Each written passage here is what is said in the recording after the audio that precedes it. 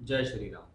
मेरा आज का ये वीडियो मकर राशि के जातकों के लिए बहुत खास है। सबसे पहले मैं आपको बता दूं कि इस वीडियो में मैं चर्चा क्या करने वाला हूं। देखिए, मेरी चर्चा का विषय रहेगा शुक्र के राशि परिवर्तन को लेकर। वो शुक्र जो 22 से 28 दिन में एक राशि बदलते हैं, लेकिन इस बार वो शुक्र कर्क और सिंह राशि के अंदर आना जाना इनका लगा रहेगा। मार्गी होंगे, वक्री होंगे, जिसके कारण ये इन दो राशियों के अंदर 84 दिन का अपना एक तरीके से सफर तय करेंगे। पॉजिटिव स्थिति क्या है कि शुक्र जो कि आपकी राशि के लिए परम मित्र हैं, शुक्र जो आपकी राशि के लिए योग कारक हैं, जो शुक्र एक सौम्य ग्रह हैं, तो वो स्थिति आपके ऊपर क्या प्रभाव देने वाली है वो सब भी इस वीडियो में चर्चा होगी। शुक्र ग्रह अकेला नहीं है, उसके ऊपर शनि और बृहस्पति की दृष्टियां भी इस दौरान पड़ेंगी, तो वो भी मैं आपको इस वीडियो में विशेष रूप से चर्चा करूंगा। तो आइए वीडियो को आगे बढ़ाते हैं। सबसे पहले हम देखते हैं कि 6 जुलाई को शुक्र का राशि परिवर्तन होने वाला है। 6 जुलाई से लेकर 7 अगस्त तक शुक्र की जो स्थितियां हैं वो सिंह राशि में गोचर करेंगी। अब अष्टम भाव के अंदर गया हुआ कोई भी ग्रह कंफर्ट महसूस नहीं करता।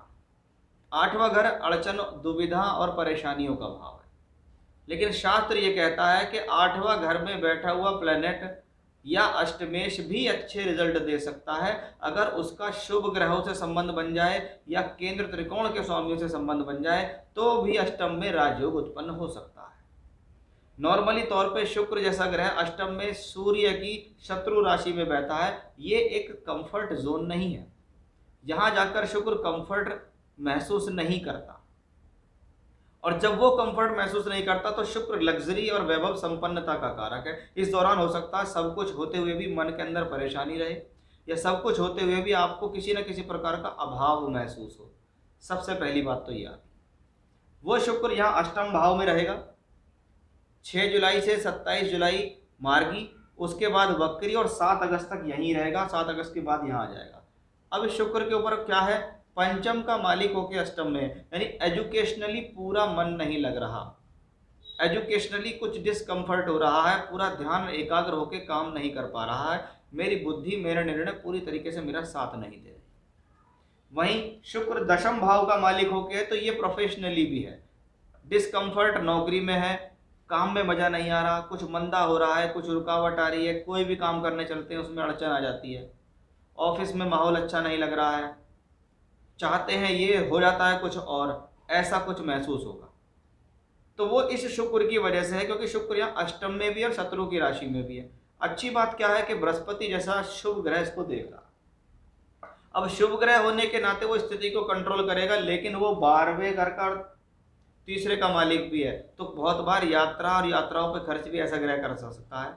आपको किसी प्रकार का छोटा मोटा नुकसान न दे दे, आपके खर्चों को ना बढ़ा दे, इसका विशेष ध्यान रखना है। हालांकि शनि जैसा प्लेनेट जो आपकी राशि के लिए मित्र है, क्योंकि आपकी राशि का ही मालिक है, और शुक्र और शनि आपस में मित्र हैं।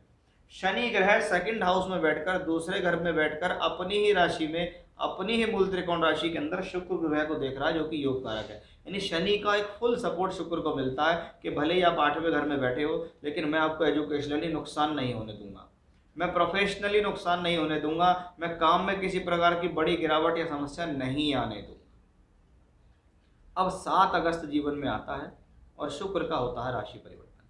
7 अगस्त को शुक्र पहुंचते हैं सप्तम भाव में, फिर ये यहाँ पर 4 सितंबर को मार्गी हो जाते हैं, फिर इनको वापस जाना है, फिर ये वापस सिंह में है। यानी पहले तो उल्टे चल के गए, फिर सीधे चले और फिर वापस आ गए।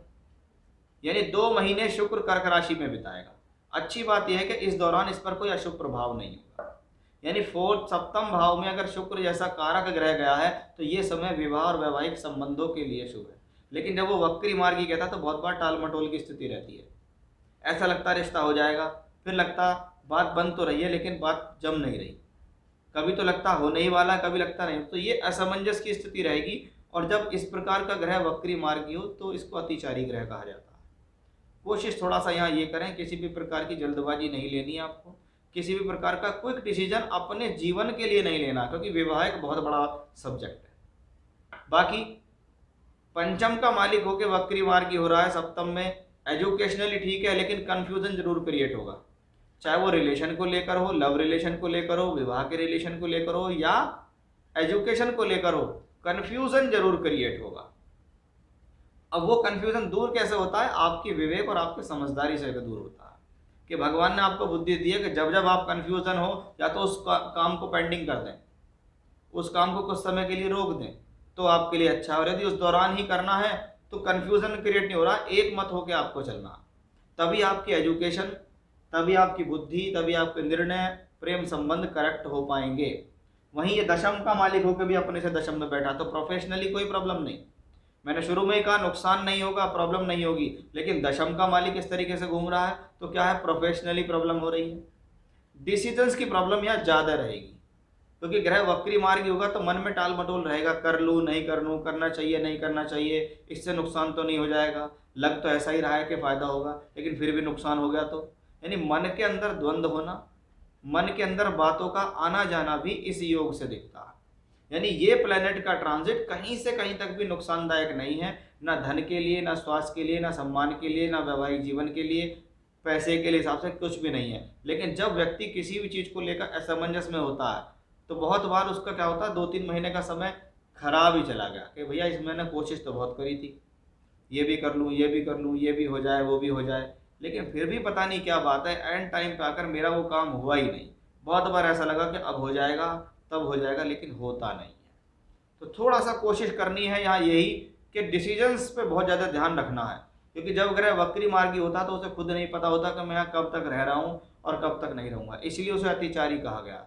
उसको यही नहीं समझ में आता कि मुझे एग्जैक्टली रिजल्ट किस जगह के देने, इस चीज का विशेष ध्यान रखें। बाकी नॉर्मल तौर पर देखें तो योग कारक शुक्र, एक शुभ ग्रह शुक्र आपकी राशि के मित्र आपके फेवर में ही रहेंगे, आपको नुकसान देने के लिए ये समय नहीं है।